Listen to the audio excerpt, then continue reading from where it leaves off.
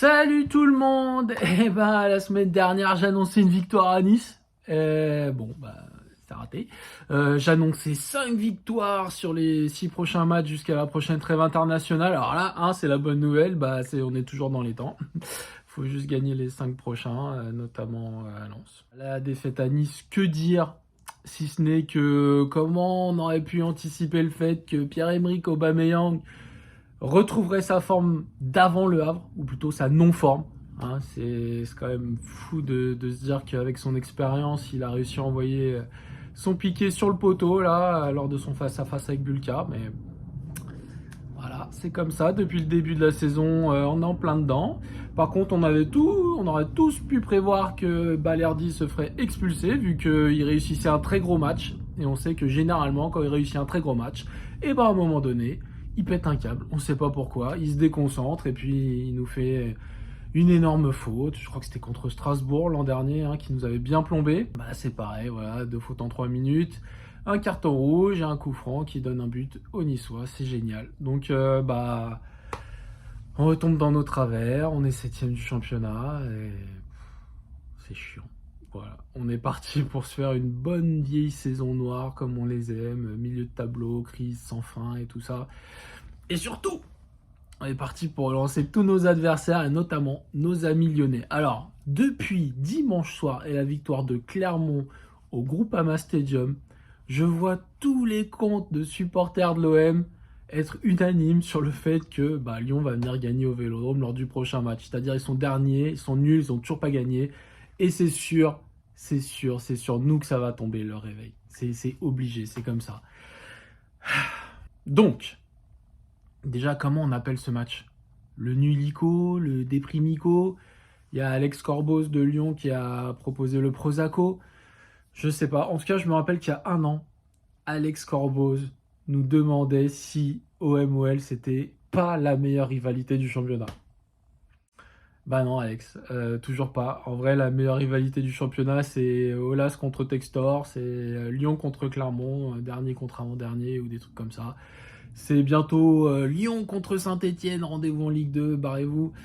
Et voilà quoi. Donc non, c'est pas la meilleure rivalité. Bien sûr, le Vélodrome sera plein, mais il est tout le temps, depuis 1 an et demi, contrairement au Groupama Stadium évidemment. Alors, qu'est-ce qu'il faut pour qu'on remporte ce match?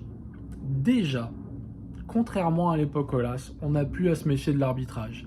Car je ne sais pas si vous suivez Mohamed Toubachter, ce qu'on appelle un insider, mais après le match contre Clermont où les Auvergnats ont ouvert le score sur une petite mimine qui aurait dû être vérifiée par la VAR mais qui ne l'a pas été, on ne sait pas pourquoi, il a quand même posé une petite question qui ressemble à une accusation en disant que bizarrement, depuis qu'il n'y avait plus Jean-Michel Aulas, les décisions arbitrales étaient très défavorables à l'OL. Alors, comment ça se fait, Est-ce que c'est pas JMA qui tirait les ficelles en coulisses par hasard? Et puis maintenant qu'il s'est fait virer comme un malpropre, il a demandé aux arbitres d'être un peu plus sévères avec les goals.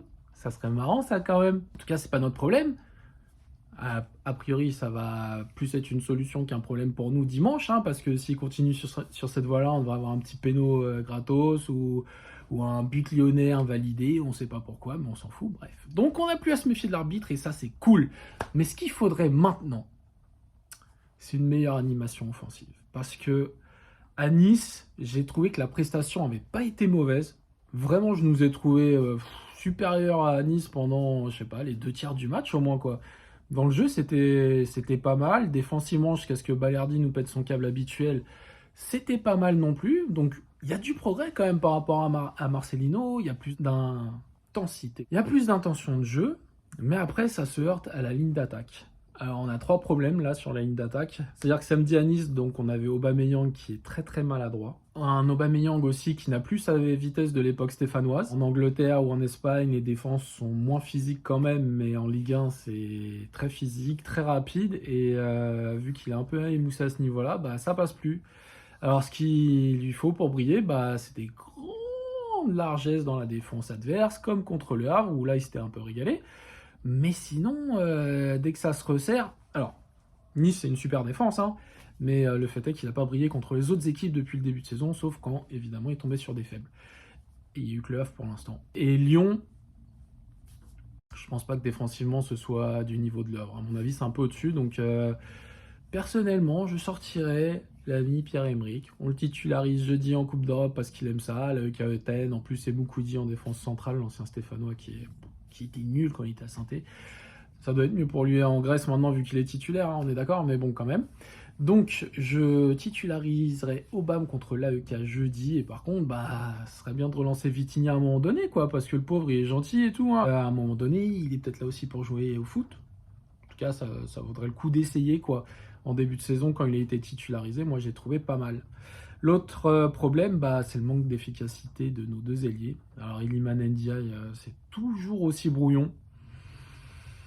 Je sais vraiment pas ce qu'il faut faire à part le sortir, hein.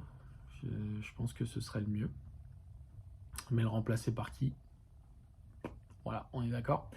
Peut-être Mug, je ne sais pas comment on dit. Et sinon, bah, Ismail Assar, c'est bien, c'est percutant, c'est vif, mais dans le dernier geste, c'est pas ça. C'est comme l'ami Pierre-Emerick, et en plus, le pauvre, bah, quand il marque, il est hors jeu. Donc, bon. En tout cas, il faut du changement au niveau de la ligne d'attaque, ou il faut retrouver confiance. En tout cas, il faut faire quelque chose, parce que des résultats, et Dieu sait si on en a besoin, passeront par des buts. Parce que ce sont les buts qui donnent des victoires, évidemment. Et pour l'instant, bah, des buts, il n'y en a pas assez souvent. En tout cas, au regard du nombre d'opportunités qu'on a et des intentions de jeu qu'on a, on ne tire pas assez souvent, on ne se met pas suffisamment bien en situation. Et ça, c'est un vrai problème.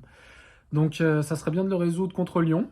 On s'attend tous à ce que Lyon remporte sa première victoire dimanche au Vélodrome. Mais bon, si jamais nos amis marseillais, joueurs marseillais, pouvaient nous faire ce grand plaisir de cartonner ces insupportables Lyonnais pour m'offrir une semaine de répit avec Alex Corboz, je leur en serais gré.